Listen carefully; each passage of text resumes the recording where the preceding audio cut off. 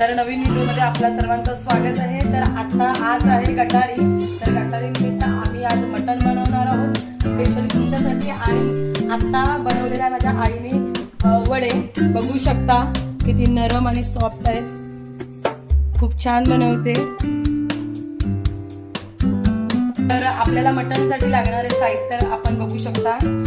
तर हे आहे मटण स्वच्छ धुतलेलं, हे कांदा आणि सुका खोबरा वाटून घेतलेला आहे परतवून, हे कांदा टमाटर मिरची परत लिंबू आणि आपला बटाटा सोलून घेतलेला आहे। हे खडे मसाले, आला लसूण पेस्ट, परत दही, परत लाल तिखट, हळद, गरम मसाला, जिरा आणि मीठ। तर आता मी तुम्हाला दाखवणार आहे कसं मटण बनवायचं ते। तर आता आपण कुकर मध्ये मटण उकडून घेऊया। उकडण्यासाठी काय काय लागतं ते आपण बघूया।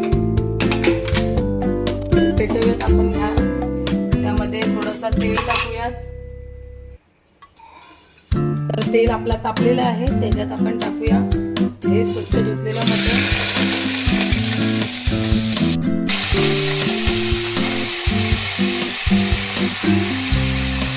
तर आपला मटण कुकर मध्ये टाकलेला आहे। तर ह्याच्यात थोडंसं आपण खडे मसाले टाकूया, बघू शकता थोडेसेच टाका कारण का आपल्याला फोडणीला परत घालायचे। तर त्याच्यानंतर आपण थोडीशी हळद टाकणार आहोत, बघा आपल्याला लागेल तशी, आणि एक मिरची टाकणार आहोत बघा, आणि थोडंसं तूप, ज्याला जसं वाटेल तसं तेल टाकू शकता, तूप टाकू शकता, ग्लास पाणी, थोडंसं मीठ घालूया आपण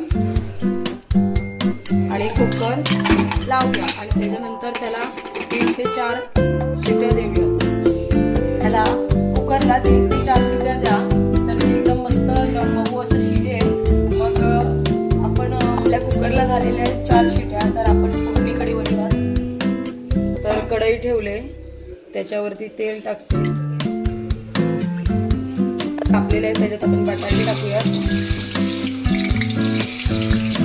बटाटे जरा शिजूया,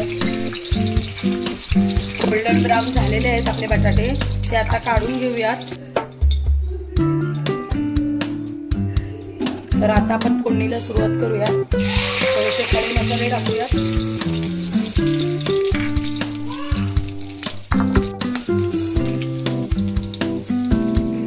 कांदा जरा चुरगटवून टाकूया, म्हणजे शिजायला हलका होतो। मिरची, अद्रक लसूणची पेस्ट टाकूया, जेवढी आपल्याला लागेल तेवढीच टाका। व्यवस्थित हलवून घ्या, बघा तेल सुटलं पाहिजे, असं भाजलं पाहिजे। बघा आमचं कसं तेल सुटलेलं आहे। त्याच्यानंतर आपण हे मसाले काढलेले आहेत ते टाकूयात सगळे, आणि जरा परतवा चांगलं व्यवस्थित। तर लास्ट आपण ह्याच्यात वाटण टाकणार आहोत, सुका खोबऱ्याचा वाटलेला, परतवून घेऊयात। बघू शकता कसं तेल सुटलंय, हे बघा। ह्या सुटलेल्या तेलामध्ये आपण टमाटर टाकूयात, हे बघा चिरले लांब लांब। आपण थोडा झाकून ठेवूया, झाकण काढूयात आणि हलवून घेऊया मिक्स करून टमाटर वगैरे।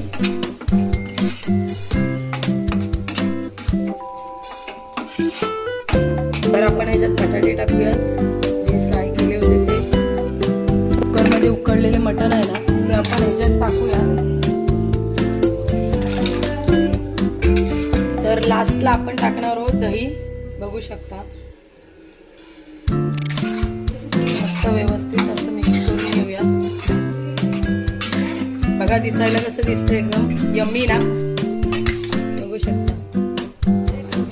आता आपण याला 20 मिनिटं शिजून द्यायचं झाकण ठेवून। फायनली आपला मटण शिजून तयार झालंय, हे बघा, बघू शकता कसं शिजलंय ते, तरी पण आले बघा कशी मस्त, बघू शकता खूप यम्मी झालं।